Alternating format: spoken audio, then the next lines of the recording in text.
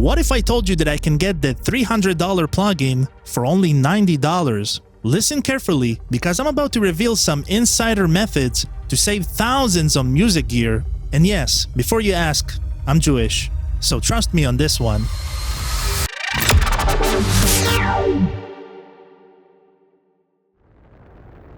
Let's do some quick math. Average plugin costs $50 to $100.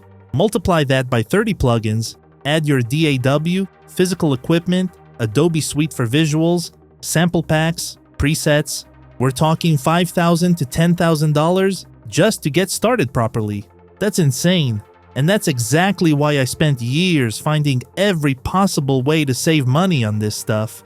Today I'm sharing the 5 methods that saved me literally thousands of dollars, from the obvious ones to the secret weapons nobody talks about. Starting with the obvious, Black Friday. That time of the year where music companies go crazy. We're talking 50 to 90% off, not the 15% you see throughout the year.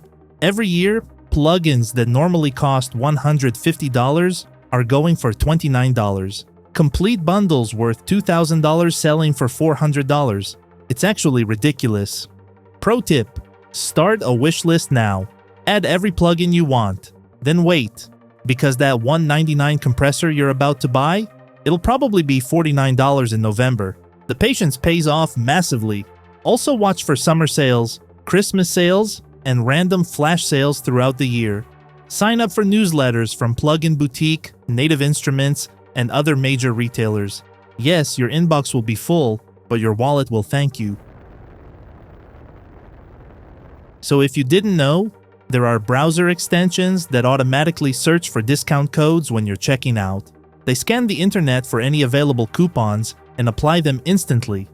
Now, I used to use Honey, but they've been caught doing some shady stuff with affiliate links and actually preventing people from getting the best deals. So that's why I won't be recommending them or any alternatives. But I just wanted you to know these kinds of add-ons exist, so you can use these tools at your own risk. But please do your own research first. Because the concept is good, letting technology find discounts for you, but make sure you're using legitimate extensions that actually help rather than hurt your savings. Now this one's underutilized. Many companies offer group discounts when multiple people buy together. Forums like Gearspace and Reddit often organize group buys where 10 to 20 producers pool together to get 30 to 50% off. Also, always check if there's a bundle before buying individual plugins, because if you're buying Waves plugins separately, then you're doing it wrong. Their bundles give you 10 plugins for the price of 2 to 3 individual ones. Same with Native Instruments, Arturia, and others. The bundle is almost always the better deal, even if you only need half the plugins in it. Okay, so here's where it gets interesting. Many companies adjust their prices based on your location. A plugin that costs $100 in the US might cost $30 in certain other countries. Using a VPN to access these regional prices is a gray area. Some companies explicitly forbid it in their terms, but the price differences can be massive, especially for subscription services. If you travel or have friends in different countries, you might discover significant price variations. Just be aware of the terms of service and make your own informed decision about this method. No need to go to prison over a plugin.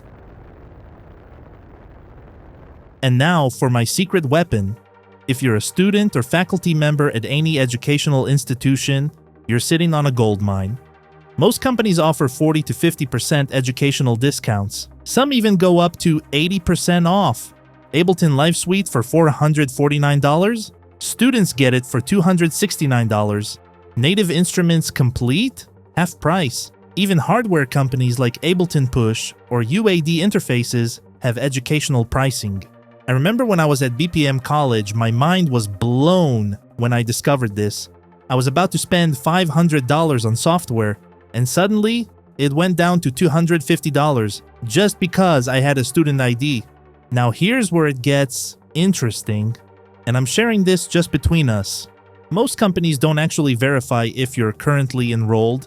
They might ask for a student ID, but their verification process is, let's say, relaxed. I once tested this by sending a picture of a random street cat instead of my student ID, and got approved instantly. I'm not saying you should do this, but I'm saying their verification system might not be as strict as you'd think. If you are a legitimate student or teacher, you're literally throwing money away by not using these discounts. And if you're not, well, you might discover that some companies are more interested in making sales than checking enrollment status. And look, I get it. Even though these prices are insane, sometimes you want those tools now to make music. But with these 5 methods, you can build a professional studio for the price of a few plugins at full retail. The companies know most people won't wait for sales or hunt for discounts. They're counting on your impatience, but now you know better. But here's a question. Should you spend all that saved up money on music production school, or just learn everything free on YouTube? So if you want to know my controversial take on this, then hit subscribe, because in the next video, I'm explaining why music production school is actually underrated and why YouTube alone isn't enough.